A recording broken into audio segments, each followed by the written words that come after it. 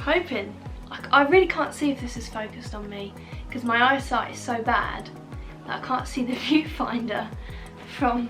Do you want to just peek your head around the camera and see if it's focused on my face? Yes. It is, isn't it? Is it nice and clear? Yes. Okay. I'm also not too sure. This outfit, who knows? I bought a new outfit and I'm still not too sure on it. It looks quite weird. I guess I will introduce myself. My name is Morgan. I am the... This is so strange saying it, and I feel so pretentious saying it. Pretentious? Is that the word? Yeah. I feel so pretentious saying it, but I am the founder and director of Avant-Garde Equestrian. Hello. You might also know me as Dragsto, which is what I do on the other side of things. I stream video games live. If you don't know what that is, it's basically I sit down and play a video game and an audience watches me, and that's what I've done for about 6 years, and now I'm launching my own company. I'm going to try and go over like various subjects and my naivety within starting my own clothing brand, because I feel like there's a lot of things that aren't spoken about on the internet which should be spoken about but people don't speak about, which I learned the hard way when starting up my own company. I think just the main reason people don't speak about it is people don't want to let everybody know how to do it, because then they've got more competitors, and that makes sense. Like, I unfortunately went in completely blindfolded and had to stumble around and find my way through it, and if it wasn't really for my contacts that I've made through my Juxto, then I'd probably wouldn't where I am right now. It's because of the other companies that have got their own clothing brands that said to me, hey, you need to do this and this and this, that got me to where I am today. I probably still would have got to where I am, but it probably would have taken me an extra couple of months to get where I am. So where I am so far with my company is I'm at the sampling stage of my clothing. So I found a manufacturer, which by the way is by far the most stressful part of starting up a company. If you're doing clothing, that is. If you're obviously not doing clothing, then this doesn't apply to you. If you're doing clothing and you're having your stuff manufactured, finding a manufacturer for me was by far the most stressful part. And I guess the reason why it was so stressful was because there's a lot of people that say they will do stuff and then once you email them, they don't provide that service. If you're a startup company like me, you're probably typing on Google manufacturers for startup company and there'll be hundreds listed that will say startup friendly, come see us, we'll give you a great price, da da da da. And you will email them and then they'll quote you something like £12,000. Now this is obviously if you're making bespoke clothing. If you're buying wholesale clothing and then printing your own designs on the top of it, that will be cheaper than making bespoke clothing. That goes without saying. But if you're like me and you were trying to find a manufacturer that was making complete bespoke, it was pricey. And I also went into finding a manufacturer with a lot of misconceptions and a lot of kind of pre-assumptions about everything, if that's a word. I kind of thought that I would need an English manufacturer. I need an English manufacturer. They'll be the best. They'll be the best quality, and that's what I need to do, and I want to be proud to do that. And it was only really until emailing a lot of English manufacturers that I realised that I was naive to think this, because there are a lot of English manufacturers that still have their factories out in China or still have their factories out in Pakistan. So they aren't English manufacturers, they're an English third-party company that ships it in from China and India, and you pay more for that because they're the middleman. And there are also some English manufacturers that charge more purely for the fact that they're based in England, and I didn't know how. There was something for me, it didn't sit right with me to be charging more just for the pure basis that it was based in England, because mainly from my point of view, every life is valid no matter where you're from. So I don't think someone should charge something just because of the place that they're born, if that makes any sense. I don't know, there was a lot of shadiness that I didn't feel comfortable with, and I ended up swaying more towards going with a manufacturer overseas, mainly because of my budget. And another factor was that the English manufacturers that I did speak to wanted about £8,000, £12,000 and it just didn't start right. This didn't sit right with me, especially when they were supposed to be startup friendly. It's startup friendly if you're a millionaire's son or daughter, that's great. If you're not from, so if you can hear my dog snoring, that is my dog snoring, that's literally what that is. We've got to let him do that. He's an old deaf and blind man, he does what he wants. So yeah, that I kind of have gone, well, I have gone with an overseas manufacturer because of so many different factors. I will literally show you how much research I did behind this. I've got wallets and wallets full of different books with all the research I did behind manufacturers. So here's one of my diaries. So here, oh, you can't really see it. On this book alone we had 1, 2, 3, 4, 5. Let's go to the back because I did another big research too with some manufacturers that were in London. I went to basically on Google Maps on, is it Old Market Road? Commercial Road in London. I went on Google Maps and I emailed tons of the wholesale companies on Commercial Road in London to see if they would do manufacturing for bespoke clothing. None of them got back to me. So there, I literally have like a double page spread in here about that. That's that diary with all those manufacturers. If we go into this diary, which is 2020 diary that I started drafting in, I've got even more in here, and I've run out of room and had to start. I bought a complete entire new one. So yeah, here's more, another double page spread of me finding manufacturers. So then I got another diary, and then in this one there's more on manufacturers. So when I tell you I did a lot of research on manufacturers, I did a lot. I must have emailed over 100, must have. Like, it was a solid week of waking up at 9 PM and being on my laptop to about like 5 PM, just researching, Googling, looking everywhere from Russia, France, China, Pakistan, India, England. There was, I think, oh, there was one in Australia. Complete scam artist, didn't even bother, didn't even go any further. I even sent them a bit of a eggy email back because it was that bad. They were also, and it can go without saying, there are some manufacturers overseas that do not produce the best clothing and aren't ethical. And that was one thing that I really wanted to make sure that I was doing right. I wanted to have a manufacturer that was ethical, had the right certificates, had an audit for the factory, and I could make sure that the people working in the factory had a good life. But then I also went into that with a lot of naivety because I was expecting people, you know, when you think of like a overseas country, I thought, well, they should be living exactly the same as us, and obviously it's a complete different culture over there, a complete different work ethic. So I really had to go into that area with a open mind. So I was messaging the factories, I was saying, can I see your audit report, can I see your certificates? Some didn't even have that. Big red flag. I just ended it there, ended the conversation. I was like, nah, I don't want anything to do with this. Some of the websites have videos, walkarounds that you can see the factories. Pre-COVID times, you could go over and visit the factory yourself and go and see how everyone was living and talk to the workers. Obviously, with COVID, that is not an option. So I was very particular about the manufacturer that I picked because it just wouldn't sit right with me to have a factory where people's lives weren't a priority when making my clothing. It just, no, I wasn't gonna do it.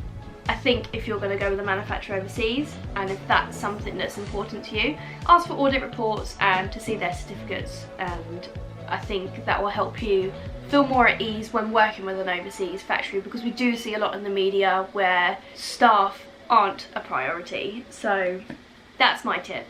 Okay, so you're not a great artist, you're not very good at drawing, and you have your designs, and you need to make them look good so the manufacturer can understand what you want them to make. You're like me, I'm not very good at drawing at all, and that's okay. So I'll show you what I did. So when I first had the idea of starting my own equestrian clothing company, that's what I'm doing, by the way, I don't think I ever even said that, I drew things out and the drawings were shit. So, they're literally just on this piece of paper. Right. As you can see, not the greatest drawing. So I literally drew my designs out in pencil, and they weren't great. They were quite, I don't want to insult myself too much, but they weren't great. Basically, when you go to a manufacturer, if you're not buying wholesale clothing from them and you're having bespoke, you need tech packs. A technical package is basically a leaflet to explain to the manufacturer how to make your clothing, what colours to use, what fabrics to use, the sizes of everything. You need technical packages, and I only figured this out because I had spoken to somebody that had their own clothing company. I don't know how else I would have figured that out, to be honest with you. There was some like Google articles that were like, oh, you need technical packages and this is where you can find a designer, and it would be a bias article where you would then find a technical package designer.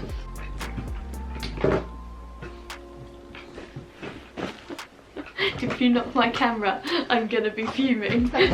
So you need technical packages, and you should probably get them anyway if you are gonna buy wholesale clothing, because if you're gonna put your design onto wholesale clothing, it will help you. So I went to a designer and I said, hello, I've got some terrible drawings. Can you turn these into technical packages? And she said, of course, I can do that for you. So I gave her my awful drawings that you've already seen, and she turned them into, I will show you, she turned them into these. I will also post a closer image up on the screen for you to see, but these are basically my final designs. I have 3 colours, so there's the baby pink, the grey, then there's the black and pink, and then there's the gold and the navy. Each colour comes with a base layer, leggings and a jumper. And now she created those into final designs that look like drawings that we would all be able to interpret and understand. And then she turned them into technical packages, and they look like this. I will also put an image up on the screen so we don't have to rely on, stop looking at me camera and look at the paper. They look like that. And basically, like I said, they're just a blueprint for the manufacturer, so they make it exactly to how you want it. Is that good English? Probably not. And they're not cheap, especially if you're paying for a designer to make them look good, because you don't want to get technical packages and they look like poo. So you need to factor in that unless you're going to make them yourself and you have a background of design and you know how to make them, you're most likely going to have to pay a freelancer to make them for you. Now, they can range from, obviously depending on the quality, £50 to £900, depending on who you find. That is the price that you just have to pay. If you want that, you can't really beat them down on it. That's their job, that's what they specialise in doing, and unfortunately that's just what comes with it. But it's not spoken about on the internet, so I'm the one that found this out, so you're welcome. Now you know, because I went into this thinking, oh, I'm only gonna need like £800, £900 to start my company up. Naive, so naive. I went into it thinking, oh yeah, I'm gonna keep this all under £1,000. Don't know, my mum's probably thinking, what bloody idiot. Yeah, I really did have it in my head that it was gonna be underneath £1,000. Everything. Why did I think this? I think I'd obviously seen an article online where somebody who bought wholesale tops and then printed their own design on the top of it, they had been able to do it under £1,000. That makes sense.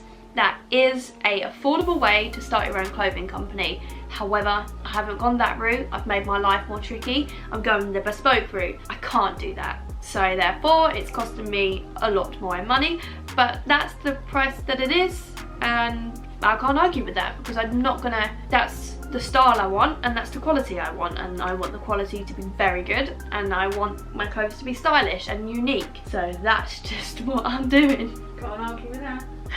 Can't argue with that. I'll tell you what, let's talk about a manufacturer that tried to scam me. These tech packs that I have are very good because every single manufacturer I've spoken to has accepted them and said, I've even had compliments from manufacturers saying these tech packs are really nice. And thank you, Annie, they are amazing. Everybody's loved them. And I had one manufacturer in Australia that when I emailed them and said hello, can you give me a quote on how much it would cost me to produce 1 unit of each? And they said, I'm sorry, we can't accept these tech packs.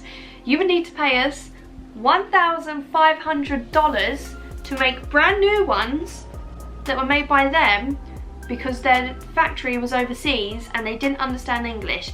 And I emailed them back and I said, so basically I have to pay you $1,500 for translation. And they were like, yeah. And I didn't even reply. I didn't even email them back. The audacity of that. So yeah, be careful when looking for manufacturers, because there are some scam artists out there, like in every trade, like in anything. There's always going to be people trying to take advantage of you, a startup company. Know your worth, and if someone's trying to get that amount of money out of you when no one else has complained about it, then they're probably in the wrong. And basically at the stage of sampling, I guess I'm going to talk to you about that, sampling and what that is. So if you've got bespoke clothing or your design, you'll take it to a manufacturer and you'll say, hello, this is my design, how much is it going to cost me to make each unit, and what's your minimum order quantity? Every manufacturer has a different minimum order quantity, so they might say it's 50 per colour including sizes. Some might even say it's 20 per colour per size, or 200 per colour per size, which was astronomical in the grand scheme of things. If I had 200 of each size and each colour, I would have thousands of units at the start of my company. So not ideal. You want to really aim for somebody that's got a low minimum order quantity. After you've worked that out and you're happy with all of that and the pricing, you'll go to the sampling stage and you'll basically say, okay, make me one of my base layer, make me one of my leggings and one of my jumpers, and send it to me.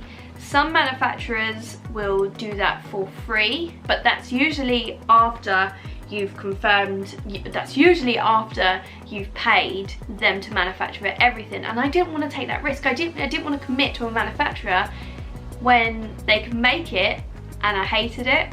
So the manufacturer that I went with, I'm paying for my sample, and if I like it and all's great and we move forward, I get the money back once I put in my order for my bulk of my manufacturing. If I don't like the samples and I decide not to go with them, they've obviously not lost any material and work and time because I paid them for the samples, and I move on to somewhere else. So that's fair and I like that. So I'm waiting for my samples to arrive. However, DHL are for some reason thinking I'm trying to smuggle in meth into the country and are putting up a bit of a fight letting it in. But I think I've settled it and proved that I'm not a drug mule, which is great. I think with the next video that I do, it's going to be trying on the samples, talking about what it is that I've had made, the things wrong with it, because these samples that are arriving are incorrect. There was a bit of I don't know what the bloody hell just happened there, but my camera stopped recording and I can't remember what I was saying.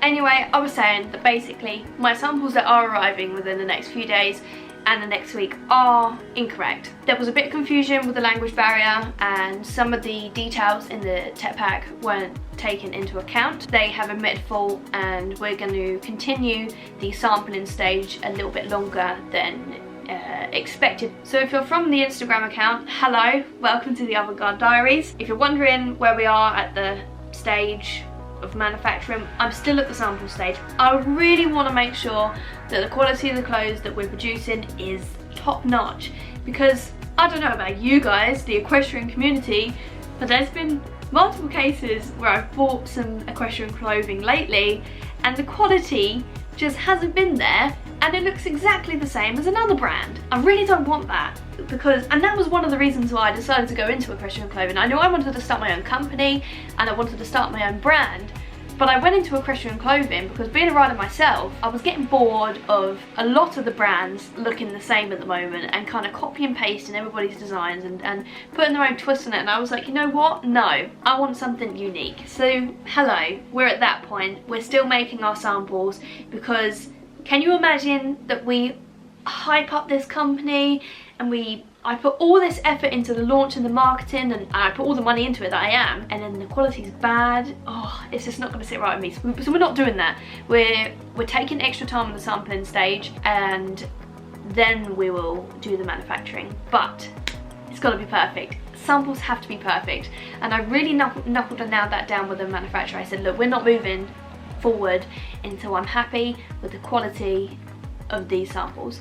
I guess another thing I can talk about is marketing. With my Juxto side of things, I've been in the social media influencer, oh I hate that word so much, influencer side of things for a little while. So I know how to use social media, I know a little bit about marketing from myself and from working with other companies. I kind of know what I'm going to be doing and how I want to go about it. I've got very good ideas, but I also went into this with a lot of naivety. So I have this really cool idea for my launch advert. It's going to be great, but I already knew about copyright, and getting the licensing for music was tricky. I already paid for a subscription with Epidemic Sound for my Twitch streams, where I can use the music when and wherever I please on my YouTube videos and my other vlogs. But I didn't realise that if you wanted the rights to a big song that's quite popular, that costs a lot of money and there's a lot of paperwork involved. It's very difficult. There is one particular song that I would really like for my launch advert, and I don't even know whether they're gonna let me even pay for it. I might not even be allowed to get to that point, let alone talk about the price of how much it would cost me. So I would recommend that if you are looking to do adverts too and you want some funky music, I would recommend Epidemic Sound. They have a personal license, which isn't for you if you're a business doing commercial adverts. You would need the commercial license, which I think was £39 a month, and that's what I'm going to be upgrading to. If I can't get the song that I really want, I will be using music from Epidemic Sound, and probably the music in the background of this video is from Epidemic Sound. But there are some really good songs on there, and I've used their music for a long time, but you do have to sift through to find the right one. And I've got the backup song just in case the song that I really want I can't get, and it's still a really nice song. Another thing, say for instance you want a photography location that's very unique. Let's say you want to say you live next to a big old castle. Let's say if you live in England and you live anywhere really in Europe or Wales or Scotland, and you live next to a castle, that could be expensive. There is a manor house that is in the middle of England that I really wanted to have a photo shoot at, and it was only going to be for 2 hours, and they quoted me £500. Now obviously if you're a big company you'll be laughing at me saying that's nothing, but if you're a startup company and you want to stand out and you want to have something unique, that's a lot of money out for your first starting up launch photo shoots. That's a lot of money. I would say continue looking around, because there's probably somewhere else that will do it cheaper than somebody else. Trying to be nice about it, but basically there's another place where I live that's quoted me a really good price, and it fits within my budget, because I know that normally in your first year of starting up your own clothing company you're at loss. You don't really turn over a massive profit because you spend so much money into marketing and getting yourself out there, and I've just accepted that. I know, because I've got somebody that's going to be filming it all, doing drone footage, and that was pricey. That was more than the actual location hire itself. So let's talk about models, because to me it was important that I didn't use models that were the standard beauty norms in society. That, say for instance, if you are like me, sometimes I look on some fashion websites and I think I will never look that good in that clothing, because it goes without saying that the modelling industry, the beauty norm there is very slender, very tall, all incredibly beautiful, and they wear clothing and I think I'm never going to look like that in that clothing. So I was very particular about the models that I'm using. They aren't just a normal body type like me and you. They are very beautiful. These two models that I'm using are so beautiful. They are the two most beautiful women I know, but I'm also aware that they're not to the modelling industry, you know, very strict norms, which can be unhealthy and promote a very unhealthy living. That goes without saying. Obviously, if your genetics stop you from doing so, it might require a very, very strict diet and a lot of working out to be able to achieve the modelling industry's norm. However, someone with different genes, it might not be difficult for them at all, and that is why the model industry norm should not be taken as a norm, because everybody is unique, everyone is completely different, everyone else has a different body type and genetics. So I was very particular in not using a model from the modelling industry, because I didn't want other girls, women, men to look at my clothing and think, oh, I'm never gonna look like that in that, and get upset. And that was really important to me, as I just wanted normal people to wear my clothes, beautiful normal people to wear my clothes, because obviously you will see yourself that the models that I have are just incredibly beautiful. That's my stance on that. And there might be a time when I do use somebody that might be seen as in the modelling industry norms, but that doesn't necessarily mean that I promote the ethics behind it, because if I'm using a model that looks like it is the modelling industry norm, it might be because I know them, I like their personality, or they have a story behind them and I want to help them get into the modelling industry and say, look, hey, do you want to do a photo shoot for me, and you can use the photos in your portfolio. Basically, the point I'm trying to get at is Avant-Garde Equestrian, I wanted it to be clothing for all. I think there is, in the equestrian industry, a lot of bold opinions. I see it a lot on TikTok where people are almost looked down on if they loan a pony, if they don't own their own pony and they're just at a riding school. People look down on new riders. You TikTok users out there that bully others for that, I see you, you're on my blacklist. So, and I really wanted Avant-Garde Equestrian to be clothing for all. You don't need to own your own pony to wear it. You don't need to be able to jump 2 meters to be able to wear it. I wanted it to be for everyone, because the clothing you wear shouldn't be limited to certain people. This cardigan shouldn't be limited to people that can read books faster than me, you know, because it makes me look like a librarian. And, you know, avant-garde is meant to mean like new art style, meant to, you know, something so you could say it is the modern equestrian. And that is something that I really want to promote in my company, is that this is clothing for everyone. It's not limited to anyone. It is very much for just the everyday equestrian, because there's so many people now that aren't necessarily from a upper class. I think there's a stereotype with equestrian people that they're from an upper class, but there are a lot of people that are from working class, from middle class, lower class, that have horses and spend every last penny on it. And I think that is a misconception about the equestrian community, and a stereotype that is quite old. And I think it's a very modern thing for people from all backgrounds to have a horse. I see it a lot. People from every background, every ethnicity, to now be breaking into this industry and being seen. And that is very modern. That is very 2020. Well, 2021. Sorry, 2020 went so quick. I hope you've enjoyed this video. If there are any things you want me to talk about, then you can leave it down in the comments or message the Avant-Garde Equestrian Instagram account. The next video, I'll hopefully talk about more stuff in the industry and more stuff in this company that I'm doing. Hopefully I'll have the samples then. Obviously, I've never done this before, so don't take everything I say as gospel. And I am a person with my own opinions and views.